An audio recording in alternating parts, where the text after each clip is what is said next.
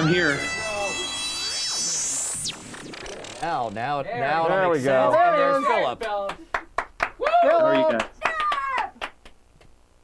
Hi there. How are you guys today? We're good. fantastic. Now, I happen to know what movie you are recommending, and I believe that Wade and I are 100% on board. Oh, very nice. Tell us about it.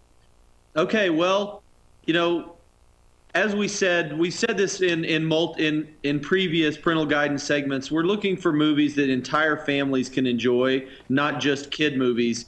And I've always been a fan of Astro Boy, fan of the cartoon, and I'm always scared when there's a remake because so many people butcher remakes and just take everything you loved about the movie and destroy it.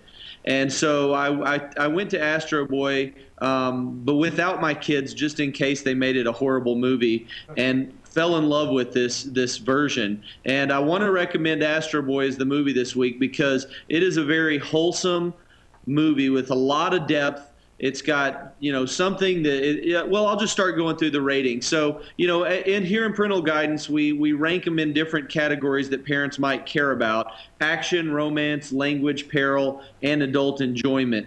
And for Astro Boy, we're going to give it a 5, which is the highest rating for action, because this movie is just a roller coaster. A lot of cool stuff, things that the kids like. You know, a lot of fight scenes with giant monsters and robots, and you know, it is action-packed.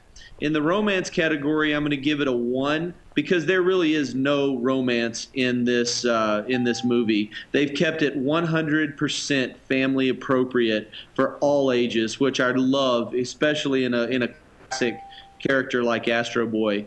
In the language category, we're going to give it a 1 because there is no bad language. The only objectionable things is sometimes he uses the word "but." So if that's the worst that you can say about a movie, you know, once again, all ages can go see this, and there's nothing to worry about. And there's a scene in this movie. I recommended this movie to one of my friends with like 5-year-old children, and they actually loved it. But my friend was like appalled that I would recommend it because there's a scene when Astro Boy's this robot who looks like this famous scientist's son, and he tried to use this robot to replace his son who was killed, and it just doesn't really replace his son. And so there's this really dramatic scene where the scientist is torn whether to deactivate the robot or not, which is Astro Boy, and it is intense. And so there are a lot of scenes of peril. There's a lot of sad scenes where Astro Boy is thrown away, and you know. But the thing I like about movies like this is it really opens up a reason for you to talk to your kids about some serious subjects, and it does it in a way that's not disturbing or crude or you know, it's just, well, it's very tastefully done. So, but I do give it a 5, and I want parents that are going to rent Astro Boy and watch it with their families to be aware that things like that are in there. But, you know, as somebody who has a litter of children, you know, all of my kids loved it. They do.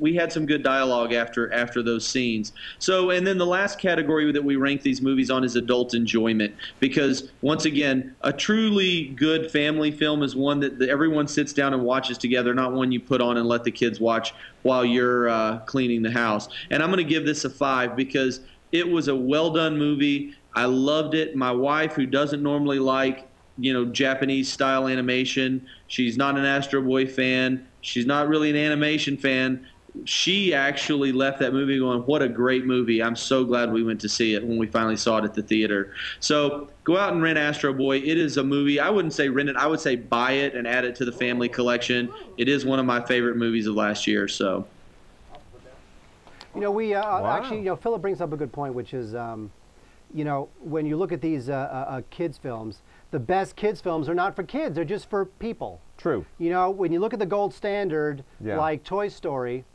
you know, you like anybody could enjoy Toy Story. When you look at Beauty and the Beast, when you True. look at the Disney heyday in the '90s, whatever, they can be enjoyed by anybody. You know, the ones that I don't really groove on, although I know Wade loves this sort of stuff, are like the My Little Ponies of the world, where it's like, you know, I mean, Philip, I don't know if you ever threw your kids in front of the TV for My Little Pony and that sort of stuff, right?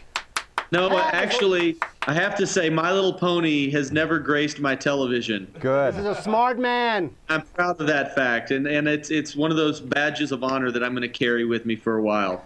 No Care Bears either. go. Sorry. I don't blame you. All right, Philip. Thank you very much. There's Thank you, Philip. Nelson.